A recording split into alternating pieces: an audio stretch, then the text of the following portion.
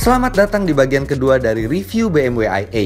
Jika Anda belum menyaksikan video bagian pertama, silahkan klik link di atas. Tanpa buang waktu, saya pun langsung menjalankannya. Satu hal yang langsung terasa adalah betapa mudahnya mengendarai mobil ini. Visibilitasnya luas, kemudian posisi mengemudinya juga sangat ergonomis, dan Anda tidak akan merasa terintimidasi membawa mobil ini. Rasanya seperti mobil normal, seperti membawa BMW seri 3 biasa. Apalagi semua tombol-tombolnya ini juga familiar, jadi ini adalah sports car yang paling mudah untuk Anda kendarai. Perpindahan tenaga dari listrik ke mesin, kembali lagi ke listrik, itu dilakukan dengan sangat sigap dan sangat halus, sehingga Anda tidak akan terlalu merasa bahwa komputer dan mesin mobil ini sedang melakukan pekerjaan koordinasi dan perpindahan penyaluran tenaga yang rumit di dalamnya. Anda seperti menyetir mobil normal saja. Bahkan di kepadatan lalu lintas seperti ini juga tidak terasa mengintimidasi, sangat mudah menjalankannya. Walaupun ya Anda juga tahu bahwa di sekeliling itu melihat ke arah Anda semua. Satu yang sangat mengagumkan dari mobil ini adalah kedinamisannya. Tidak sedikit pun Anda akan merasa bahwa Anda mengendarai sebuah mobil hybrid. Apalagi kalau misalnya tuas transmisi dipindahkan ke sport, mesinnya langsung menyala dan mobil ini langsung terasa seperti mobil sport tulen.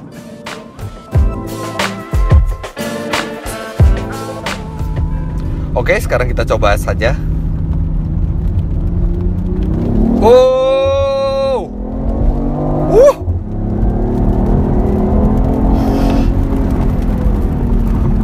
Wow, saya nggak pernah merasakan mobil hybrid sekencang ini. Dari bawah itu tenaganya sudah langsung ditendang oleh torsi besar dari motor listriknya sebelum diambil alih lagi oleh turbo.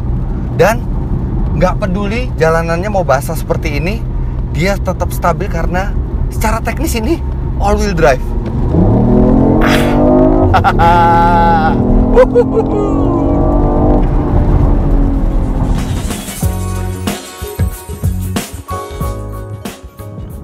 Akselerasinya sungguh memukau, 0 sampai 100 km per jam. Hasil pengetesan kami di Indonesia sama persis dengan klaim yang diberikan oleh BMW, yaitu 4,4 detik. Tapi bukan figur akselerasinya saja yang mengejutkan, tapi adalah karakter dari akselerasinya. Respons gas dari mobil ini begitu instan. Itu disebabkan oleh torsi besar dari motor listriknya. Karena seperti kita tahu, motor listrik itu memiliki torsi maksimal yang sudah bisa dikeluarkan sejak 0 rpm. Motor listrik di depan memiliki tenaga 131 HP dan torsi 250 Nm. Itu lebih besar dari sebuah Honda Jazz. Lantas, bagaimana jika akselerasi dilakukan hanya dengan motor listrik? Hanya dengan desingan suara motor listrik tanpa mesin bensin menyala, mobil ini mampu berakselerasi 0 sampai 100 km per jam dalam 9,7 detik. Angka yang impresif. Mobil ini bukan produk M, tapi tidak kalah menggetarkannya dibandingkan produk M. Dan mobil ini 1500 cc 3 silinder. Suaranya normalnya parau, sengau, agak tidak merdu lah. Tapi di mobil ini terdengar merdu.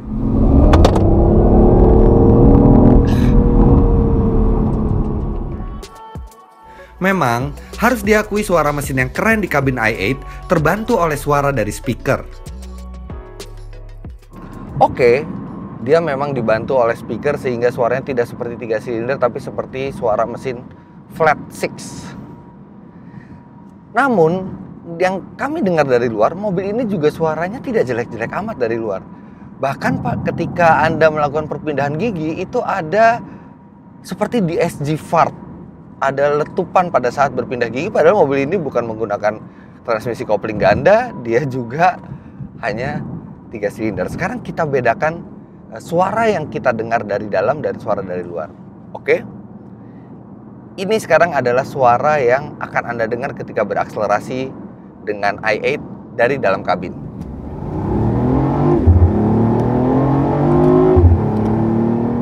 Dan oke, sekarang adalah suara yang didengar oleh orang dari luar ketika Anda berakselerasi dengan mobil.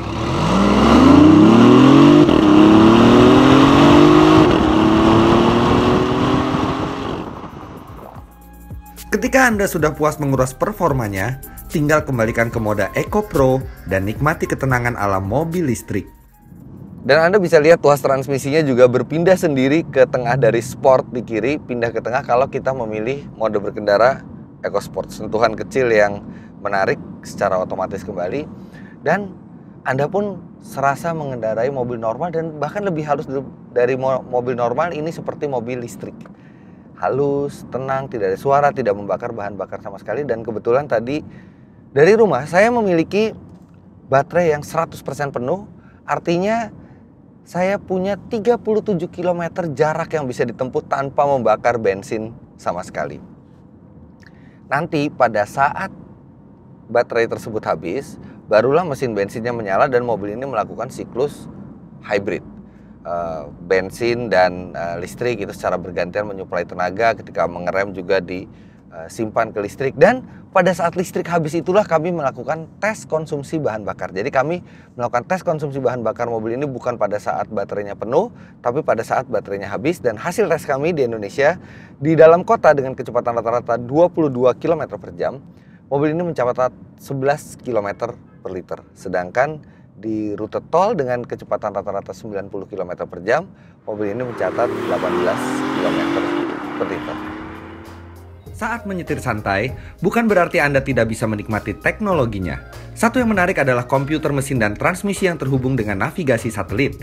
Ia bisa mengenali kontur jalanan dan menyiapkan posisi gigi yang pas. Tanpa terasa Anda pun selalu berada di posisi gigi yang optimal. Ketenangan di dalam itu makin bertambah karena mesin listriknya jelas tidak ada suara. Kemudian bantingan mobil ini juga terasa nyaman untuk ukuran sebuah sports car. Dan satu yang selalu membuat mood Anda bagus kembali adalah ketika Anda mengendarai mobil ini. Memang interiornya terlihat sangat bagus, tapi begitu Anda masuk ke sebuah gedung perkantoran dan kebetulan kantornya itu terbuat dari kaca dindingnya, dan Anda melihat ke kaca, wah, Anda bisa melihat mobil ini anggun melewati mobil-mobil lain di parkiran yang mendadak langsung terasa jadi mobil kuno. Semakin lama Anda mengendarai mobil ini, semakin terasa mudah dan menyenangkan. Ia benar-benar tidak mengintimidasi Anda, meski tetap mampu menjadi sebuah monster bila dibutuhkan.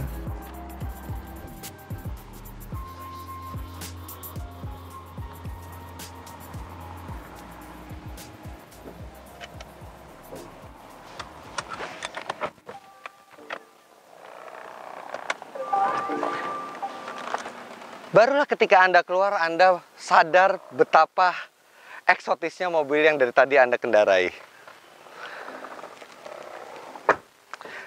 Sekarang kita bicara mengenai konsumsi bahan bakarnya, dan kita tidak bisa hanya mesin bensinnya saja, tapi juga berapa biaya yang dibutuhkan untuk mengecas listrik. Anggap Anda sehari itu berjalan 100 km dan hanya bisa mengecas di rumah.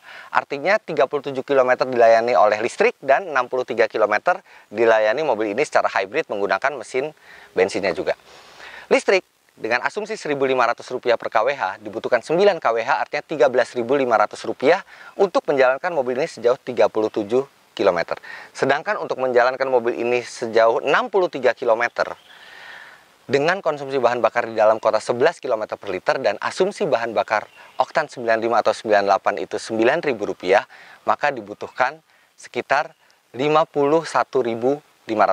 Total Rp65.000 untuk menjalankan mobil ini sejauh 100 km di kepadatan lalu lintas. Itu artinya sama saja mobil ini membutuhkan 7,2 liter untuk 100 km di jalan raya, setara dengan 14 km per liter. Oke, dia memang bukan rajanya hemat, tapi saya justru senang dengan fakta itu. Tadinya saya khawatir mobil ini kehilangan jati dirinya sebagai mobil sport sejati, apalagi bentuknya sudah seperti ini. Saya khawatir dia menjadi pengulangan cerita dari Honda CR-Z yang tidak jelas posisinya itu sporty atau ramah lingkungan, yang kelihatannya ingin mengejar dua-duanya, jadi tidak ada karakter yang kuat. Tapi ternyata tidak. Mobil ini bagaikan LaFerrari versi terjangkau. Performa dan keasikan mengemudi itu tetap yang paling utama. Lantas mereka menempatkan berbagai teknologi yang canggih itu untuk konsep ramah lingkungan. Jadi, saya kalau membeli mobil ini mengeluarkan uang yang begitu banyak bukan hanya untuk membuat pohon-pohon ini tersenyum, tapi juga untuk membuat diri saya sendiri tersenyum. Bahkan sekarang saya sudah tidak sabar untuk mengendarainya lagi.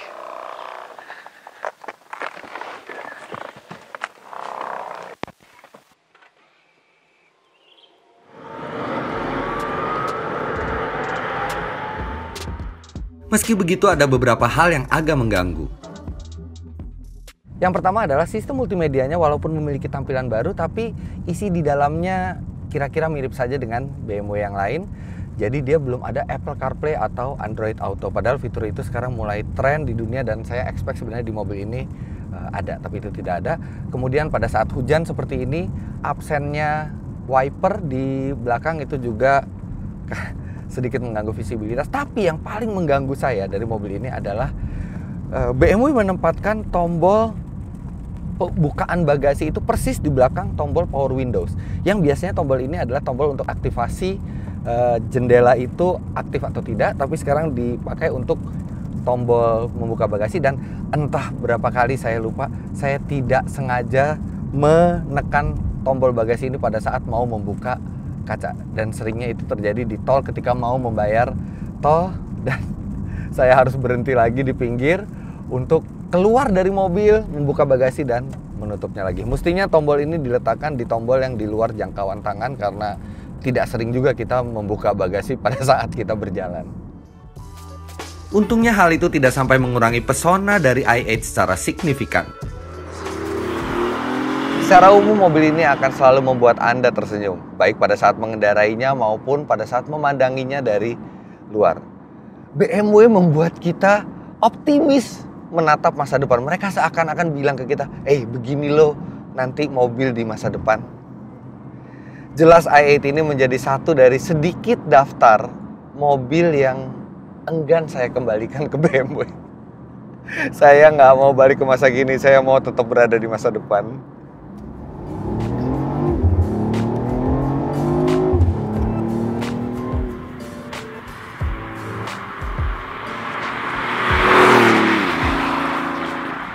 Biasanya di video lain saya akan turun dari mobil dan melakukan closing, tapi tidak di mobil ini.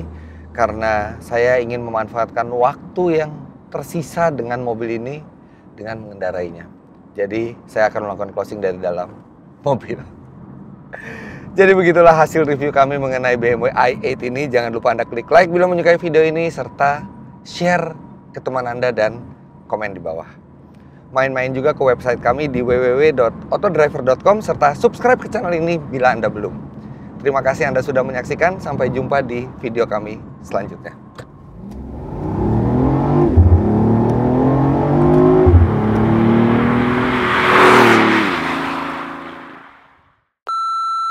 Tidak sedikit pun Anda akan merasa ini adalah mobil hybrid. Hybrid lagi. Ulang-ulang lagi. Dan menutup ulang-ulang. Kehilangan jati dirinya sebagai mobil sport walaupun bentuknya sudah futuritis.